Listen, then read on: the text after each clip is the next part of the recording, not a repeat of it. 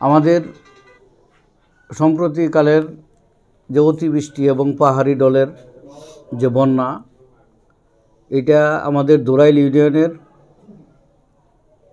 প্রায় ৮০ ভাগ বাড়িঘরে প্রায় ১,০০০-এর উপরে পরিবার তারা পানিবন্দী। ওই সমস্ত ঘরের মাঝখানে পানি আছে, তারা খাট চৌকি এগুলি তারা রেখে ওইটাতে তারা অবস্থান করতেছে। আপনারা দেখছেন চ্যানেল ইছামতি। তাছাড়া আমাদের ৯টা ওয়ার্ডের মধ্যে ৫টা ওয়ার্ড তারা অতিরিক্ত বন্যায় আক্রান্ত। তাদের রাস্তাঘাট বাড়িঘর কোনোভাবেই তারা বাইরে যেতে পারতেছে না।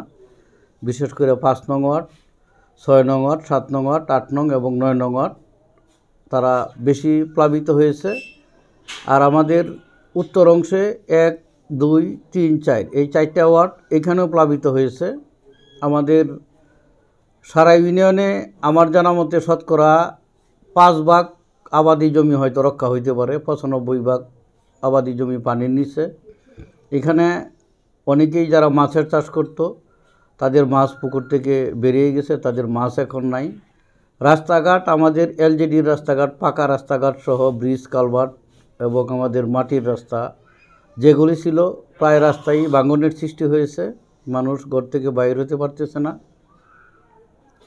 সম্প্রতিকালে আমরা আমাদের উপজেলা প্রশাসনের পক্ষ থেকে আমরা কিছু জিআর পেয়েছি, যেটা আমরা আমাদের ইউনিয়ন পরিষদের মেম্বার সাহেবরা, আমাদের সংশ্লিষ্ট ট্যাগ অফিসার মহোদয় সহ সচিব সাহেব সহ আমাদের গ্রাম পুলিশরা আমাদের সাথে আছে। আমরা প্রত্যেকটা বাড়িঘরের খোঁজখবর নেওয়ার চেষ্টা করতেছি।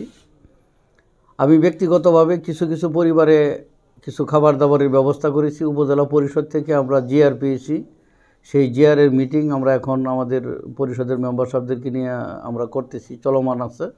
আমরা আগামীকাল সেই জিআরটা বিতরণ করব। শুকনা খাবার বিভিন্ন সংস্থা তারা আমাদের এই দুস্থ মানুষের পাশে দাঁড়িয়েছে, অনেকেই দাঁড়াচ্ছেন। তো আমাদের যে ক্ষতি হয়েছে এই ক্ষতি আসলে অপূরণীয় ক্ষতি।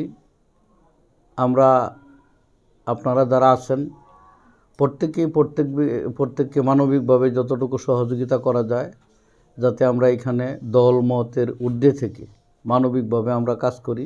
আল্লাহ রাব্বুল আলামিন যাতে আমাদেরকে এই বিপদ থেকে উদ্ধার করে। আমাদের সরকারের কাছে এটাই চাওয়া থাকবে, পানি নেমে যাওয়ার সাথে সাথেই আমাদের এই পরিবারগুলি পানি সংকট সহ বিভিন্ন ধরনের রোগে আক্রান্ত হতে পারে। আমরা চেষ্টা করব আমাদের উপজেলা প্রশাসনের সহযোগিতায়, আমাদের ইউনিয়ন পরিষদ আমরা যারা আছি আমরা চেষ্টা করব আমাদের দিক থেকে যতটুকু সমর্থ আছে সহযোগিতা করবার। প্রশাসন সহ সরকারের কাছে আমাদের দাবি থাকবে যাতে পুনর্বাসন, পরবর্তীতে যে কৃষক সহায় সম্বলহীন হয়েছে, যিনি শ্রমিক আছে তিনিও ক্ষতিগ্রস্ত হয়েছেন, কিন্তু সেই শ্রমিক ভাই হয়তো অন্যের জায়গায় শ্রম বিক্রি করতে পারবে, কিন্তু কৃষকের যে দুরবস্থা হয়েছে, এই কৃষক আমাদের দুরাইল ইউনিয়নে তারা অত্যন্ত মানবেতর অবস্থায় পড়বে। আর বিশেষ করে আরেকটা কথা বলা হয় নাই, যে গবাদি পশু মানুষের চাইতে তারা অনাহারে আছে, তাদের খাবার নেই, খড় নেই, কোনো কিছু যোগাযোগ বিচ্ছিন্ন। সার্বিকভাবে বন্যা পরবর্তীতে আমাদের বিশেষ করে যারা প্রকৃত কৃষক তাদেরকে যদি সরকার বিভিন্নভাবে পুনর্বাসিত করে, আমি ব্যক্তিগতভাবে মনে করি সেটা হবে মূল কাজ। যোগাযোগ ব্যবস্থা, রাস্তাঘাট, ব্রিজ, কালভার্ট যেগুলি ক্ষতি হয়েছে, শিক্ষা প্রতিষ্ঠান যেগুলির ক্ষতি হয়েছে, সেইগুলির দিকে যদি সরকার বন্যা পরবর্তীতে নজর দেয়, যদি দৃষ্টি রাখে, তাহলে আমরা অবশ্যই আশা করি আল্লাহর রহমত আমরা এই বিপদ থেকে উদ্ধার হইতে পারব। সবার আগে সর্বশেষ সংবাদ পেতে আমাদের চ্যানেলটি সাবস্ক্রাইব করে বেল আইকনে ক্লিক করে রাখুন। ধন্যবাদ।